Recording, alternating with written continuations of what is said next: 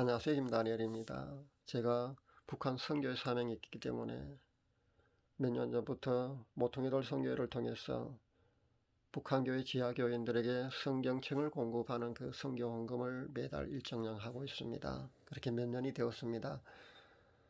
오늘은 그 모퉁이돌 선교에서 발행하는 카타콤 소식이란 그 소식지에 실린 북한 지하교회 교인들에게 어떻게 성경책이 배달되고 있는지에 대한 기사가 나왔길래 그대로 소개해 드릴까 합니다.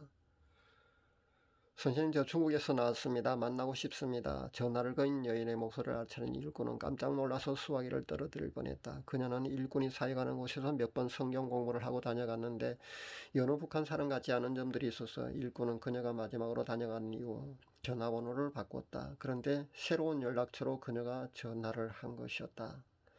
제 전화번호를 어떻게 알았습니까?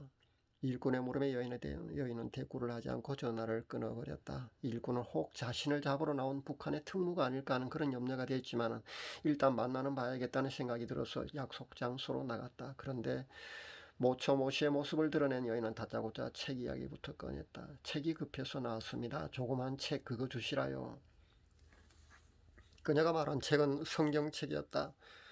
성경이란 말을 듣고 기뻐해야 했지만 일꾼은 도리어 복잡한 심경이 되었다. 도대체 이 여인의 정체가 뭘까? 나에게 정보를 캐내려고 수작을 부리는 거 아닐까? 아니라면 왜 갑자기 성경책을 달라고 하는 거지? 순간적으로 떠오르는 여러 생각들을 애써잠재워 일꾼은 다시 여인에게 물었다. 내 전화번호를 어떻게 알았습니까? 여인은 한숨을 푹 쉬더니 놀라운 이야기를 털어놓았다. 책을 가지러 저쪽 북한에서 무작정 나왔는데 선생님과 연락은 안 되고 뾰족한 방법은 없고 그래서 제가 금식 기도를 했습니다. 그런데 벽에 숫자가 타닥타닥하고 찍히는 게 제게 보이는 겁니다. 아무래도 전화번호 같아서 제가 그 벽에 타닥타닥 찍히는 그 번호를, 그 숫자를 암기해서 그대로 전화를 한 겁니다. 아, 그랬습니까? 저는 그런 줄도 모르고 오해를 했습니다. 자매님, 이왕이 나왔으니까 며칠 성경 공부를 하십시오. 그동안 책은 제가 준비해 놓겠습니다. 일꾼과 얘는 공부할 수 있는 은신처로 이동하기 위해서 버스 정류장으로 갔다. 그곳에서 버스를 기다리고 있으려니까 갑자기 경찰차 한 대가 그들 앞에 와서 섰다. 차에서 내린 경찰은 곧장 그들을 향해서 뚜벅뚜벅 걸어오기 시작했다. 거리가 가까워질수록 그 일꾼과 여인은 긴장감에 몸이 굳어졌다. 그런데 그들을 향해 오는 것만 같던 경찰이 마지막 순간에 발걸음을 돌려서 다른 곳으로 가버리는 것이 아닌가. 가슴을 쓸어내린 일꾼과 여인은 서둘러 버스를 탑승했다. 그런데 불과 몇 분 후 가슴을 두 방망이질 치는 사건이 또 발생했다. 무장한 특수부대 경찰이 승객을 검열하기 시작한 것이다. 한 명도 빠짐없이 신분을 확인하는 통에 이번엔 절대 빠져나갈 수 없겠다는 공포가 밀려왔다. 검열의 칼끝이 여인의 목을 겨눈 바로 그때 버스 밖에 있던 상급자가 그 검열 중이던 그 경찰을 불렀다. 그에서 무언가를 지시를 받은 경찰이 다시 버스에 올랐는데 어쩐 일인지 여인의 뒷좌석부터 검열을 재개하는 것이 아닌가. 두 눈을 질끈 감은 여인의 눈에서 조용히 눈물 자국이 번져나갔다. 위험한 고비를 두 번에 넘겨서 은신처에 도착한 그 일꾼과 여인은 성경 공부에 매진했다. 사나흘이 지났을 무렵 여인은 이제 빨리 저쪽으로 넘어가야 하니까 두꺼운 이불 한 채를 사달라고 요청했다. 이불이 구해자 여인은 이불천을 뜯어서 손바닥보다 작은 성경책을 그 안에 넣고 다시 바늘로 꿰맸다. 수몰이 넘는 성경이 이렇게 이불 속에 숨겨졌다. 성경을 가져다가 발각될 경우 목숨이 달린 일이기 때문에 일꾼은 조심스럽게 말을 꺼냈다. 자매님, 이것을 꼭 갖고 가야겠습니까? 가져가다가 자매님이 다칠 수도 있습니다. 걱정 마시라요. 제가 몇 명을 전도했습니다. 이제 감 믿기 시작한 사람들입니다. 그들에게 이 성경책은 꼭 필요합니다. 여인의 결의에 찬 눈빛에 일꾼은 더 이상 만류를 할 수가 없었다. 여인이 이불에 성경을 숨겨서 북한으로 떠난 이후 일꾼은 날마다 간절히 기도했다. 며칠 뒤에 잘 도착했다는 소식이 전해졌다. 이 일 후에 여인은 몇 번을 거듭해서 이렇게 같은 방식으로 성경을 배달했다. 말씀이 없어 고통당하는 북녘 땅의 하나님은 성경책을 전달하기 위해서 한 여인의 지혜와 용기를 사용하셨다. 중간에 가로막힌 장애물을 뛰어넘을 넉넉한 힘도 허락하셨다. 하나님의 놀라운 역사는 지금도 계속되고 있다.